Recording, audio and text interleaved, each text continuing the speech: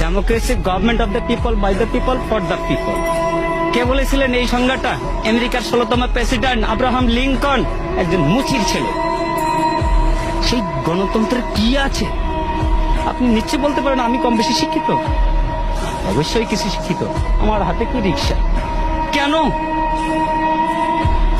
আমি ভালো কিছু করার কি আমার যোগ্যতা নাই, দক্ষতা নাই? আছে, কিন্তু আমার যাচাই বাছাই করার আমার প্ল্যাটফর্ম পাইনি।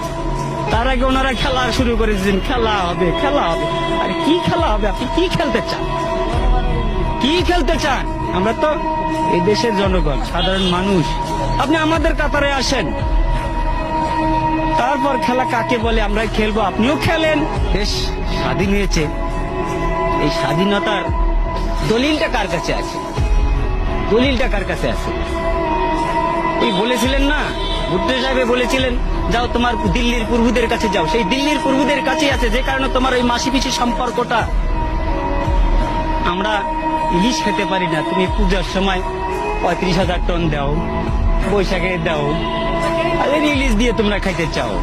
আমার আছে 42 বছর বয়সে, আমি পাইনি আজ পর্যন্ত নিজের হাতে নিজে রোজগার করা টাকা দিয়ে একটি ছোট হোক বড় হোক একটা ইলিশ মাছ কিনতে।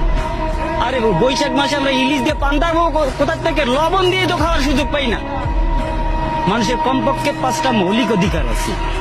5টা মৌলিক অধিকার হচ্ছে: 1, খাদ্য, বস্ত্র, বাসস্থান, শিক্ষা, চিকিৎসা। আমরা কোনটা পাচ্ছি বলতে পারবেন কেউ? আপনারা এখানে যারা আছেন, আমরা কোনটাতে স্বয়ংসম্পূর্ণ আছি? শিক্ষা ব্যবস্থাকে কোথায় নিয়ে যাওয়া হয়েছে? শিক্ষা ব্যবস্থাকে এমন একটা জায়গায় নিয়ে যাওয়া হয়েছে যেখানে ব্যবসা তো আছেই, কিন্তু শিক্ষা ব্যবস্থা, আগামীকাল থেকে পরীক্ষা আছে কিছু কিছু জায়গায়। আমার ছেলের জন্য আমি পরীক্ষার ফিস পাঠাই দিছি এই রিক্সা চালিয়ে। সেখানে দেখলাম যে বাবা তোমার পরীক্ষা কিভাবে হবে? বলতেছে 8-10 জন করে গ্রুপ নিয়ে হবে পরীক্ষা। এটা কোন ধরনের শিক্ষা ব্যবস্থা? 8-10 জন করে নিয়ে গ্রুপ নিয়ে পরীক্ষা হবে?